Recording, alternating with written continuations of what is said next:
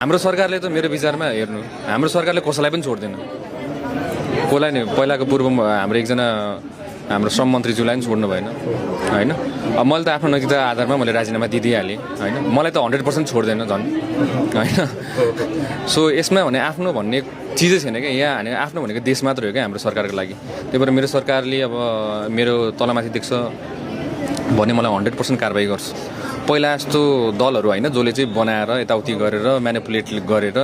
ल है वासिङ मेसिनमा धुलाएर ल्यायो भन्ने टाइपको चाहिँ हाम्रो चाहिँ हुँदैन मेरो केही गलत छ भने त 100% म त्यही वार्निङ दिएको केही त गलत छैन नि तपाईँको भनेर भन्दा त मेरो म त एकदम सवाल छु गलत भने तपाईँलाई कारबाही हुन्छ है भनेर मलाई गाली गर्नुहुन्छ थर्काउनुहुन्छ अनि सो यस्तो छ हाम्रो अवस्था हैन त्यही भएर यो राष्ट्रिय स्वतन्त्र पार्टीको सरकारले मेरो विचारमा कसैलाई पनि बाँकी छोड्दैन आफ्नै एमपीजहरूलाई पनि बाँकी छोड्दैन अब विपक्ष दलको साथीहरू नेताहरू जसले अब पुरानो दल भनौँ न पुराना नेताहरू जसले अब आफ्नो देश लुटी खाए बेची खाए होइन उहाँहरूलाई झन् छोड्ने कुरै भएन आफ्नोलाई छोड्दैन अर्कोलाई कसरी छोड्छन् यही हो राष्ट्रिय स्वतन्त्र पार्टी भनेको अहिले तपाईँ 15 दिनको प्रतीक्षा गरिरहनु भएको छ म त एकदम ढुक्क छु म त एकदमै ढुक्क छु छानबिन गरोस् अब कति कुरा अब हामीसँग फाइनेन्सियल लिटरेसी पनि थिएन नि त कति कुरा धेरै जस्तो तपाईँले नै आफ्नो अकाउन्टेन्टलाई दिनुहुन्छ काम गर्नलाई हरेक कुरा तपाईँसँग होइन धेरै जस्तो नेपालीहरू हामी त्यही त नि अब अकाउन्टेन्टले जिम्मा दिन्छ ल अकाउन्टेन्ट जे गर्यो ल है म त कहिले पैसाको पछाडि कहिले पनि भागिनँ पनि जहिले पनि आफ्नो प्यासनको पछाडि भागेको डिजे गरेर पनि कहिले पनि पैसा कमाएन अब क्लब ओन गरेर चाहिँ बरु क्लब चलाएर चाहिँ बरु पैसा कमायो होइन इभेन्ट्सहरू गर्दाखेरि पहिला पनि पैसा कमायो यसो गरेर चाहिँ पैसा कमायो होइन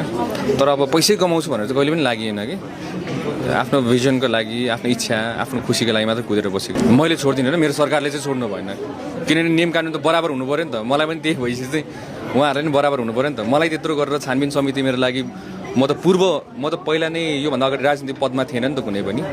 म त एउटा सर्वसाधारण हो नि त जब मलाई यति अब खेदो खनेर मेरो पछाडि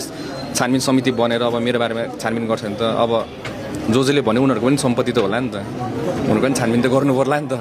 त्यत्तिकै नै बसेको छैन होला केही कमाएछ होला उनीहरूको पनि अकाउन्टेन्ट छ होला कहाँ के गरिरहेछ त्यो पनि थाहा पाउँछ होला त्यतिखेर चाहिँ अब हाम्रो सरकारले छोड्छ होला त मलाई छोडेर चाहिँ उनीहरूलाई कसरी छोड्छ त्यही भएर मेरो सरकारसँग मेरो आफ्नै सरकारसँग मेरै माग हो सानोमा तामाङ भरतपुर 25 मेरो समस्या त यो घुँडा दुख्ने थियो म वैदिकमा गएर अनि चेकअप गरेर औषधि चलाइदिनु भयो राम्रो हुँदै गयो अहिले राम्रो छ हामी त अब कुनै सार्वजनिक यस्तो पदहरूमा त थिएन नि त पहिलादेखि नै होइन